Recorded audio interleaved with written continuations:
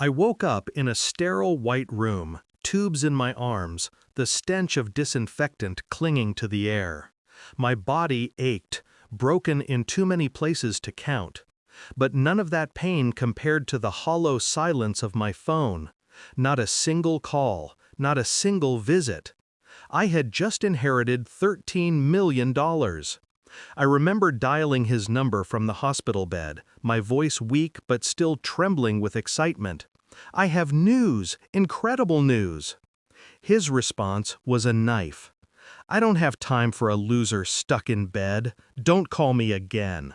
And then the line went dead. Before the wreckage.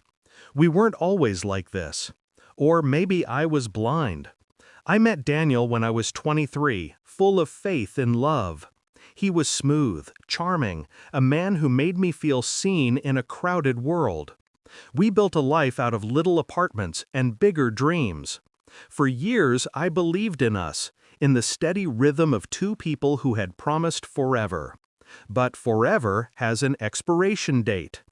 I noticed the change before the accident.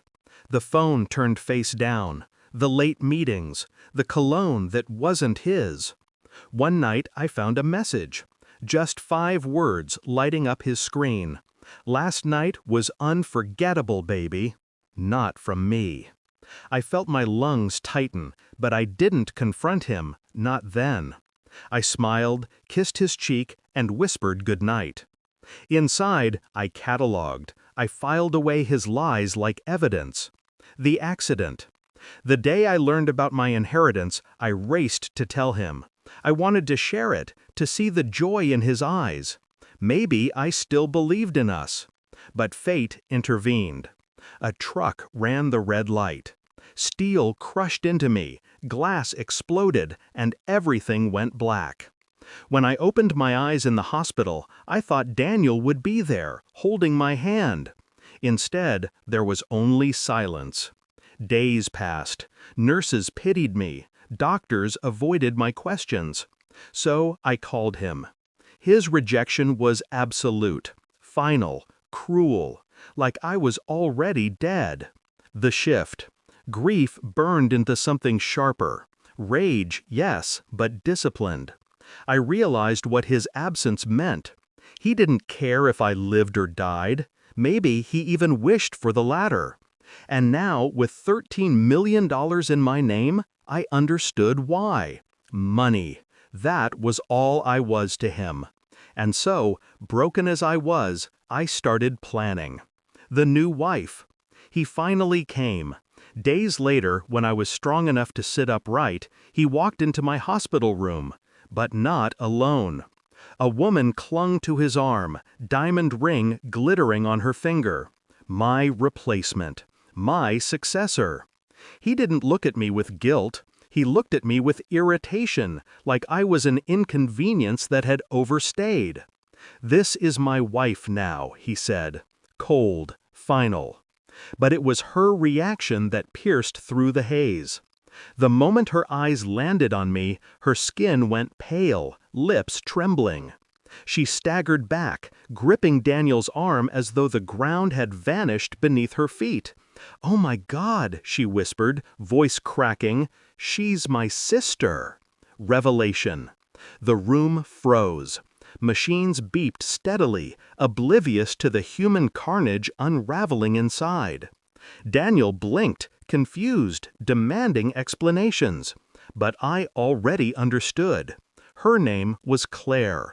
We had been estranged for years, separated by choices, pride, and silence. I hadn't seen her in nearly a decade. And now here she was, standing beside my husband, wearing his ring, carrying his name. Betrayal doubled, a wound layered upon a wound. But instead of shattering me, it solidified my resolve. The plan. I played weak, helpless. I let them believe I was broken. I listened as Daniel spun lies, introducing me as a distant cousin to strangers who visited. Claire avoided my gaze, shame dripping from her every glance. Meanwhile, I moved silently. Lawyers came to my bedside. I shifted assets, sealed accounts, rewrote wills. The inheritance became untouchable, wrapped in ironclad trusts they couldn't penetrate. Then I slipped the knife in deeper. I sold the house under his name, quietly, legally, every signature notarized. By the time he realized, the keys no longer belonged to him. His car, bought with my credit, repossessed. Credit cards canceled. He had nothing. And Claire?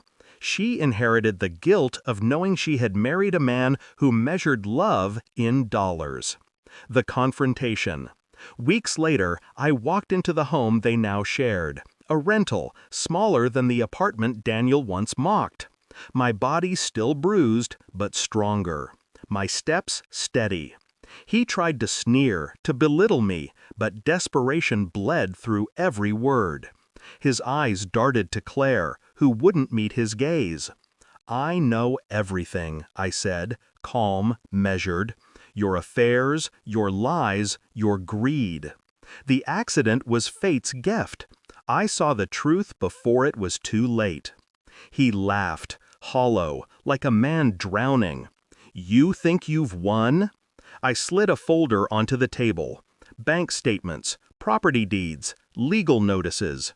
His empire reduced to ashes, all under my hand. Claire's hands shook as she opened the pages. With each line, her face drained further. By the time she reached the end, she wasn't looking at me. She was staring at him.